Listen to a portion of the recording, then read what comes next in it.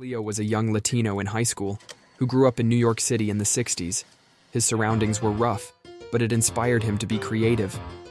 He carried with him a black book that he sketched his ideas in. He whipped it out every time he was inspired, and the city inspired him a lot.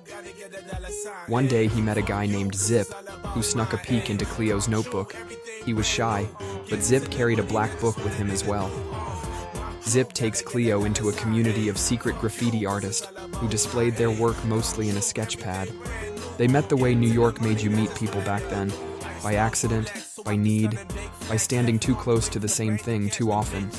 Cleo first noticed them under the elevated tracks near Delancey Street. One kid sketching letters on cardboard, another watching, not talking. A girl smoking, correcting the angles with the toe of her boot. None of them asking permission. Cleo had been tagging alone for months. Nothing fancy. Just his name, written the same way every time, like repetition could make it matter. Seeing them felt like discovering a language he didn't know he already spoke. They didn't introduce themselves right away. They shared a bottle first, then a pencil, then a laugh when a rat ran between them like it paid rent. That's how it started. They talked about rooftops the way other people talked about churches, high places, quiet places, places where the city stopped talking back for a minute. Someone mentioned a warehouse in Brooklyn with a view straight down the river, skyline wide open, brick wall begging.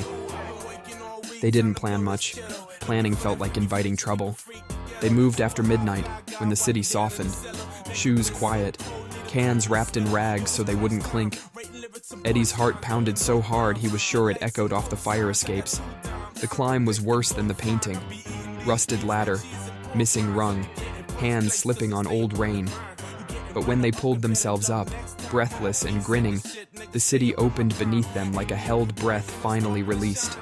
Manhattan glowed. Not clean, not polished, alive. Windows blinking on and off. Traffic humming low, like a promise instead of a threat. They didn't argue about what to paint. Each of them took a section. Letters stretched wider than they ever had on brick. Names growing bolder, stranger, sharper. Cleo felt his arm move without thinking, curves and lines pouring out of him like he'd been waiting years for this wall. The paint hissed softly. The wind carried the smell out over the water. Somewhere far below, a siren wailed and then faded, like it had better things to do. When they finished, they stepped back together. It wasn't perfect. Drips ran. Lines crossed where they shouldn't. But it was there. Big enough to see from across the river. Bold enough to exist without apology. No one said anything for a long moment. Then the girl laughed. Not loud, just enough. They climbed down separately, scattering into the city like nothing had happened. No photos, no proof. Just the knowledge that when the sun came up, the skyline would be speaking in a new voice. Cleo walked home with paint on his hands and a new understanding settling into his bones. He wasn't marking the city anymore. He was answering it.